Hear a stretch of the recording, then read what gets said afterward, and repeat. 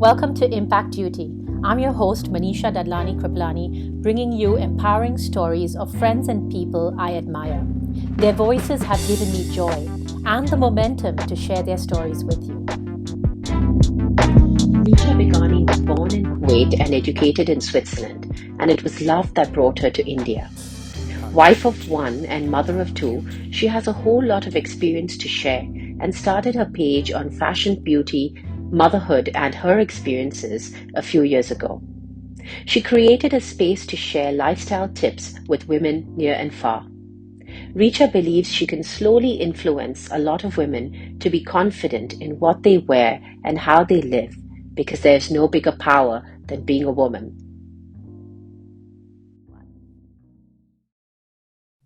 Hi, Richa. Welcome to Impact Duty. How are you doing? I'm good. Thank you for having me here. Pleasure's all mine. And Richa, I've actually been quite excited to talk to you because I discovered that you use the term micro influencer, and that's relatively new for me. So it really caught my attention, and I'm really looking forward to asking you what that's all about in terms of a title, a micro influencer. Tell us more. So when I started this, I did not know what a micro-influencer meant. And after studying about the whole influencing business, I realized a micro-influencer is someone who is less than 10,000 followers. Okay. Ooh, So they're the micro-influencers. It took me a really long journey to grow to even only 15,000. Why? Because I don't believe in quantity. I believe in the quality of the followers that I have. And touch wood, whichever brand I've worked with or whatever information I've shared about my experience, I've always got amazing feedback from my followers, and they've actually gone and purchased the product that I've talked about. And even though I've just passed that 10K followers, I love the saying micro influencer. I think that sounds so authentic, I guess. And I just love the sound of it. So do I, which is why I actually reached out to you. But you've had quite a journey, born in Kuwait, I believe. So tell us how you landed up in Bombay. So I'm born in Kuwait. I'm fourth generation Kuwait. My family still lives in Kuwait. It was my great grandfather who moved there years and years ago, and my parents are born there. Even though my mom and dad met working in Kuwait, they were both born there. My dad's originally from Delhi, my mom's from Bombay, but our whole life has been in Kuwait. And how I got to Bombay is actually a crazy story. I studied in Switzerland in Montreux. Oh, really? Yes, I did not hotel management. That was my sister. I did event entertainment sport management in Lyon. And I came to Bombay to work at Wizcraft for my internship because we had to do an internship. And no better place for events than India. So my dad's like, you have to go there and do your internship. And while I was here, through a friend of mine that I grew up with in Kuwait, who moved to Bombay, made best friends with this person in California when they were studying in GIA, and I met my husband through him.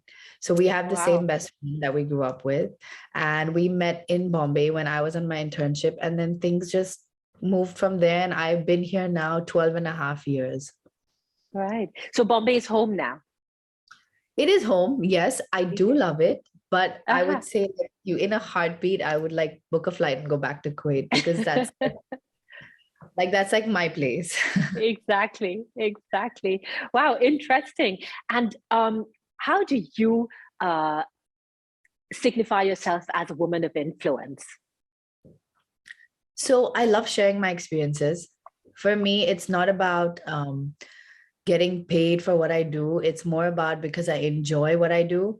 And I feel I can be an influence because I have had this whole journey of moving and settling down and learning a new life from a nuclear family to a joint family and back to a nuclear. Now we're living separately as well within the same building, but nuclear again. I've learned so much. I've learned how to run a house, how to deal with the Indian life of living, which was it is very different to living in the Middle East. It's a complete massive transition. And I love sharing my experiences. I love meeting people. I love sharing those people to my followers. And I have two kids and I had kids really young. And I'm one of the youngest in my group of friends, but I still had Right. kids really young. It was out of choice.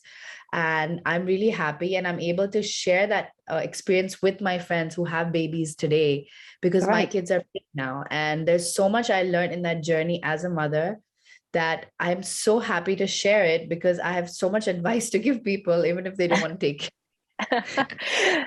And that allows me actually, Richa, to come to a blog that I believe you started. Could you tell us a little bit about the mommy blog that you had a few years ago? Yeah, so I started off as a mommy blogger. I made a website as well, but there was a huge problem a few years ago with the whole networking system that was handling my website, that they wiped out the entire website. So I lost everything. Oh dear.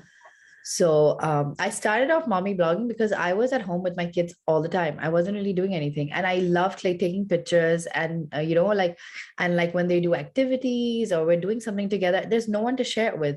But I'm like, there's a whole world out there that would love to see this, and so I started putting it out there.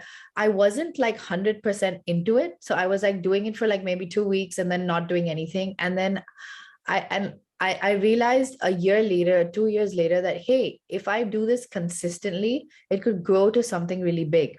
Mm-hmm. So that's when I started. I think it was the pandemic that made me spend so much time with my kids because they were home the whole day. When they're in school, it's very different. And then they're tired. They're not ready. They don't want to do activities. They don't want to play. They're exhausted.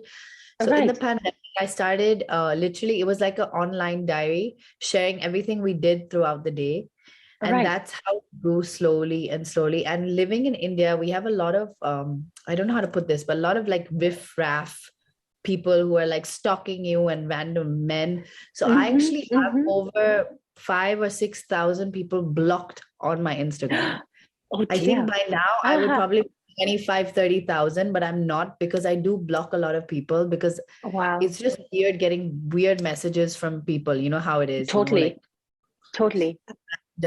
So I was doing that for the longest time, the whole mommy journey, sharing it with everyone. And it was really fun because I would get a lot of random followers, moms who would reply back, oh, where did you get that? Oh, how did you do that? Or what cream do you use? Or what shampoo do you use for your kid? And I'm kind of person who replies back immediately and I give them an answer. Hence, they believe that I'm authentic and I'm going to be there for you. If I've opened this page, not for myself, to share it with everyone. And once the lockdown finished and school started again, the kids have become so busy with school that I decided it's time now. They're not interested. They're like, we don't want to take pictures. We don't want to do photo shoots. We don't want to do this. I'm like, it's your choice. I'm not going to push you into this, but I really enjoy it. I enjoy being in front of the camera. So I'm like, hey, let's switch this up from Mommy and Low, which actually stands for Mommy and Little One, to my own name, because today when I go out, I don't want to be known as a mommy. I want to be known as Richa. Exactly. That's how the transition happened. Excellent. And how old are your kids right now? My son is 10 and my daughter is 6. Excellent. What was one of the key learnings from the pandemic for you in terms of motherhood and education? I mean, it's been a trying time for all of us with children, but a key learning for you? For me, it was just keeping them up to date with what is going on, because with my son, he had gone to school before the pandemic, like big school, but my daughter had not. She started her 2 years online and she had no idea of the concept of school.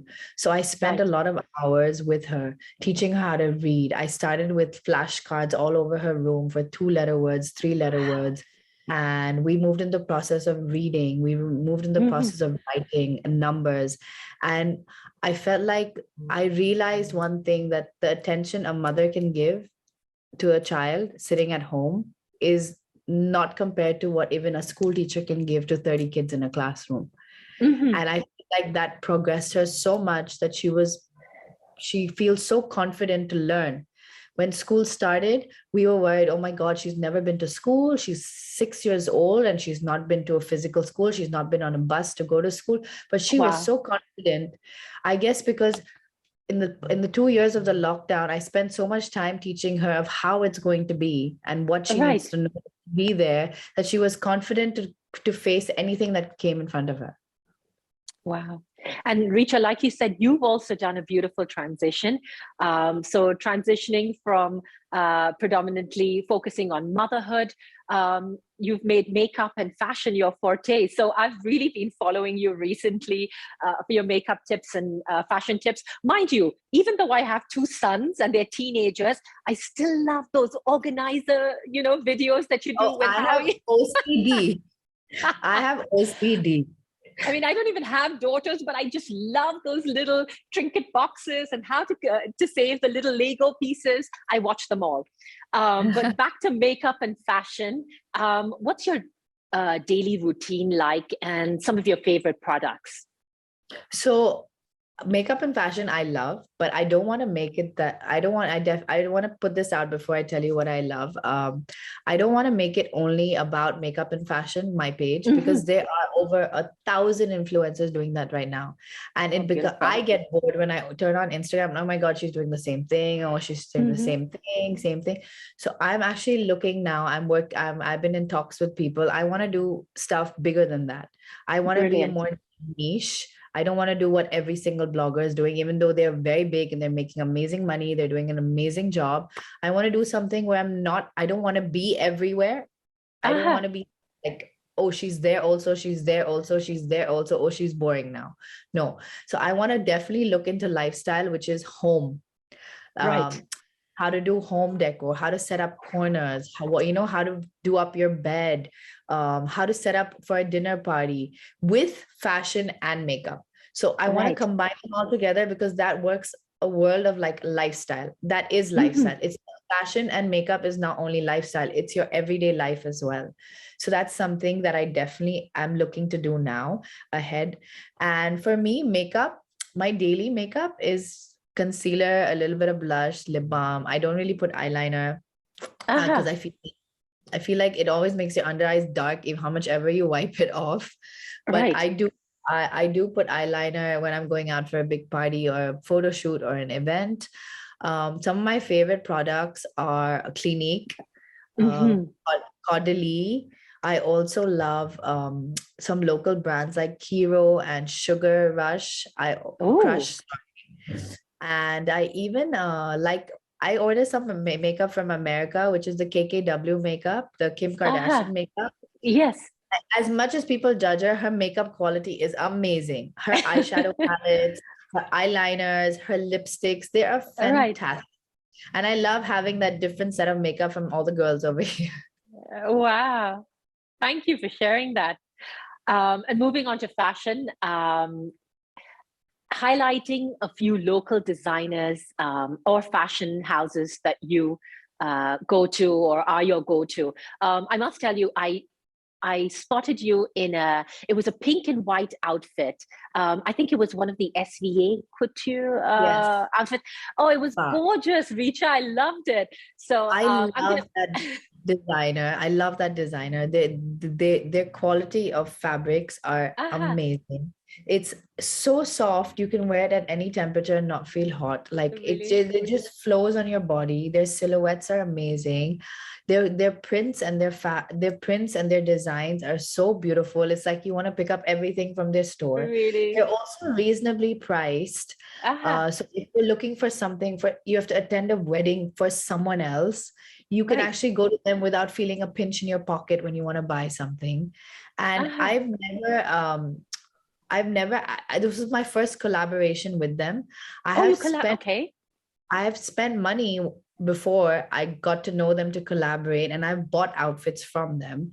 So it's definitely a place I would go. And there's also Payal Singhal, which I love. She also does the soft, the Malai soft outfits, which are really nice. And I feel like everyone's over the heavy look now, I agree. It's all about light and then accessorizing with the heavy.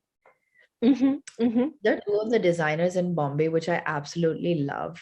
And they're like my go-to. I have a wedding in October in Mykonos, a family wedding. And I've already Uh-huh. spoken to Kyle and to Swan. I'm like, I just want your outfits because they go with the beachy vibe. They still have that Totally. tradition in them, so, and their prints are so beautiful. Their colors are so bright that you can actually stand out in a wedding. I agree with you. I think that's what struck me. It's the fact that it has that global appeal in the sense that, you can carry them over to a destination wedding and still stand out, and it Exactly. still works weather-wise as well compared to And all you that don't heavies that are thosy and you're sweating in the heat. And And you don't even need to iron it because the fabrics are so soft. You just chuck it in your bag and take it out, and it just falls so beautifully. wow. Wow. And moving on to summer fashion tips. So we're approaching summer over here in Europe, and you're well into the warm period over there in India. Some summer fashion tips for us. For summer fashion for me is be comfortable. Wear Mm-hmm. super soft, lightweight fabrics. I've been wearing a lot of shorts lately, like soft shorts. Uh-huh. There's a brand over here called Pause.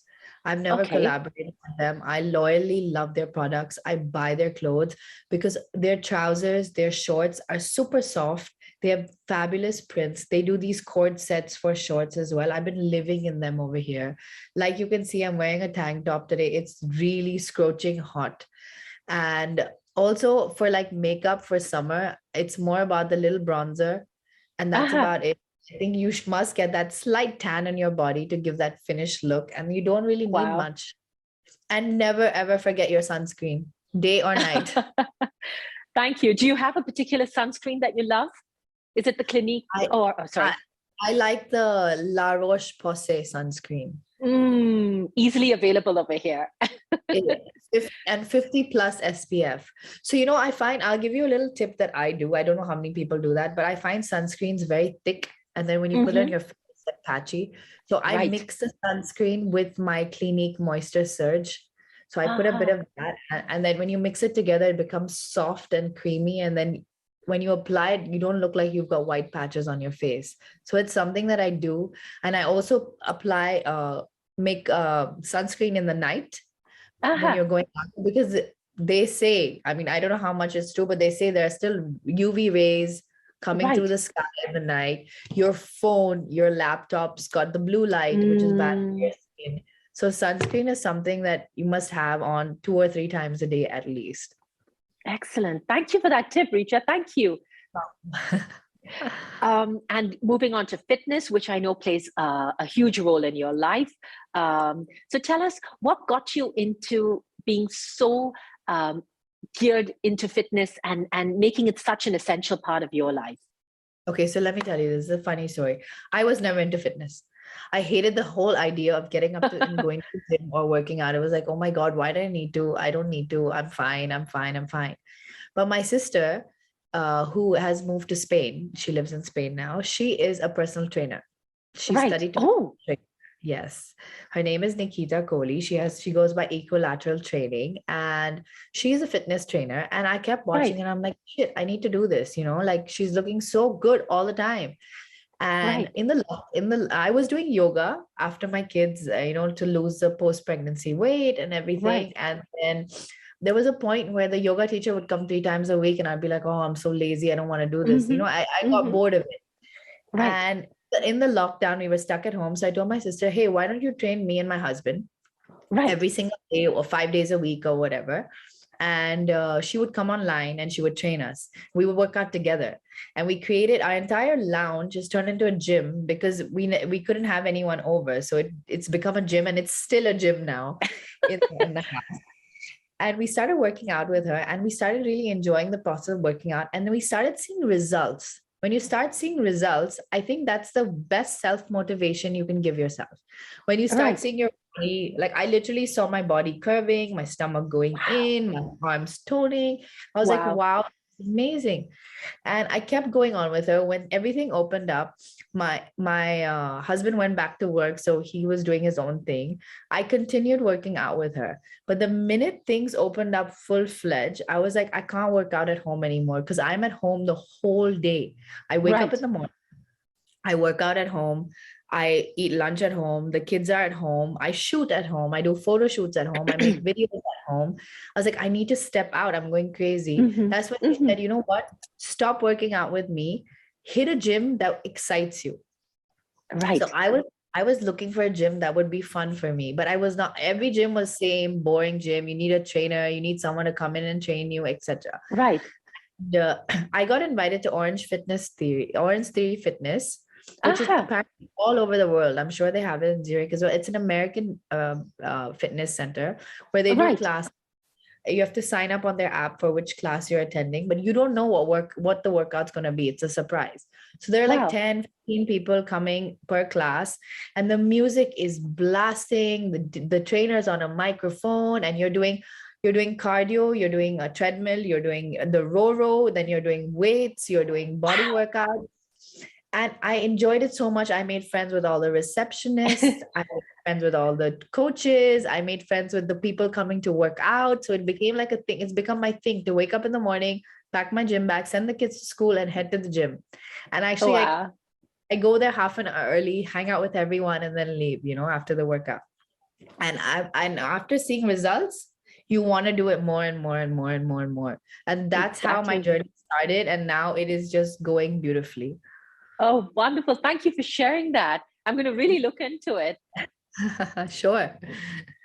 And you've told us how or what you actually want to do, which is to try and encompass not just fashion and makeup, but also highlight spaces in the home and that kind of thing. How hard is it to stay relevant in today's world as an influencer? Or actually, I'm going to make it India centric. How hard is it to be an influencer in India at the moment? It's very hard. It's very Mm, hard. There are 1,000 influencers. If you go on mm, Instagram, mm. you'll be shocked to see. I go for events. I've being invited to a lot of events lately, and the amount of influencers I see all dressed up coming. Everyone's with their phone. All these girls are with their assistants who are taking pictures of them, and I'm Wow. like, wow. I'm like, this is crazy. But I just see that there are all these hundreds of girls who are promoting the same thing. Like no one's doing something different, which Mm-hmm, is like which is a market I want to tap into. I want to do mm-hmm. something different. It's so difficult that today, if I'm getting a serum from, say, Estee Lauder, tomorrow I'm getting a serum from another brand. I'm confusing. All these bloggers are confusing. These influencers are confusing their followers by saying, "Oh, this serum is really nice." Tomorrow they're like, "Oh, this serum has a sale. You must get this." So Right. the followers like, so which one do I buy? Like, Yeah. which one do Yeah. I buy? What's going to suit my skin? What are you actually using? What is it that you use? What do you chuck away, and what is it that you using? Because everybody's looking at you to look up to you. They want to dress like you. They want to use Uh-huh. products that you're using. Hence, you are an influencer, right? You cannot just be an influencer if someone is not following what you want, what you Right. are doing. So I've been speaking to a few people, like I told you. It's all manifesting now, slowly. And if I take a beauty brand on, I want to take that beauty brand on for a year, and I want to use that product myself and only promote that product. I don't want 10 other products coming to me. Mm-hmm, mm-hmm. I mean, there's only so much clutter one can collect. When parcels come in at the moment, there are so many parcels. I've been getting pizza. Pizzas have been coming from pizza places. Every 3 days, there's a different pizza place. Everyone's like, okay, now which pizza should we actually order? So it's like really, really confusing your followers. So Right. I'm working on a path to tone that down. And I don't want to be at every event. I don't want to be promoting every cream that comes, every serum that comes, or every designer that comes along. There are so many designers out there. But Right. I would like to share the designers that I personally would like to wear. From Mm-hmm. affordable designers to maybe even luxury in design. I love the luxury world. So I want to get into that as well. But I want to Right. keep everything really limited and very niche, because otherwise I'll just be another influencer in that group of girls that attend all the events, waiting in line to take a video or take a picture with the designer or with, I don't want to do that. So I'm trying to work on being completely different from everyone else. I just hope that works out. But it's a tough world out there. It's super tough. If they don't get you at the price they wanted, they'll find 10 other people to do it. That's how it is. Yeah, it's rather competitive. And Richa, before I say goodbye to you, what would you like to see manifest in the near future for you? I mean, you've given us quite an insight, but if you had to close your eyes and think, okay, I just want this to manifest in the next 6 months, in the next year, what would that be? With work? With work, I mean, if you want to share a personal story, sure, go ahead. So for me, like, every day, the only prayer I say is to keep everyone around my family healthy. And that's amazing. That's how I wanted to keep going. Everyone's happy, touch wood. Kids are growing beautifully. For work, I definitely want to grow. I definitely want to be known by everyone that if I walk into the room, like, oh, she's here. Oh, Richa Begani's here. That is something that I've always dreamed of. And I want to do stuff that influence people, that people call me up and say that, hey, I heard you talk here. I heard you speak here, and it's really changed me. It's really changed the way I think. And that's something that I really want to happen. It's a long journey. Yes. I just have to be at it. I have to be consistent, and I hope I'm able to be consistent, because so many distractions in life. You have your kids, you've got their schooling, you've got socializing, you've got family holidays. There's so much that I fit into my one day of 24 hours, not even 24 hours. You're sleeping for 10 hours. So I just hope I'm able to be consistent, and I'm able to enjoy the journey. The minute I stop enjoying it, I'm stopping everything. As long as I enjoy it, I'm going to keep going, and I want to keep growing, and I want to be known for what I do, and not that, oh, she's doing it, even she's doing it, not what everyone else is doing. She's special. That's what I see myself in the next few years. Excellent, Richa. Thank you for this. Thank you so much. I've really learned quite a lot from you. It's been an insightful interview. I mean, not only about products, but about fashion, and about actually creating a space that works for you. So, Richa, thank you really for this insightful talk. And thank I'm here. You for having me here. I'm wishing you all the best. I got really excited when you messaged me. I was like, oh my God, this would be really cool. And I'd love to share my journey and how I started everything. And I'm really excited to see this. And I hope we stay in touch as well. I do hope so. I mean, I really, my main aim with this is that I really do hope I actually meet the people I interview in person in the near future. Bombay is a likelihood. So I really do hope our paths do cross. I was in Zurich in March, actually. Oh, really? Yes. Wow. We had a retreat, and it was in St. Moritz, but we did 2 days in Zurich before and 2 days in Zurich after. So I was there. It's such a beautiful place. It is. I mean, when the weather works for us, it really is a beautiful place. We got amazing weather. Yes, March was a good month. Right now, surprisingly, we are in May, and we haven't had the summer weather yet. But let's hope it. You're lucky. It's scorching hot here. It's so hot over here. We'll exchange. Yeah, please. Yeah. Richa, wishing you all the very, very best, and hopefully our paths do cross in person in the near future. It will. I'm sure it will. Thank you so much. Take care. Bye-bye. Bye.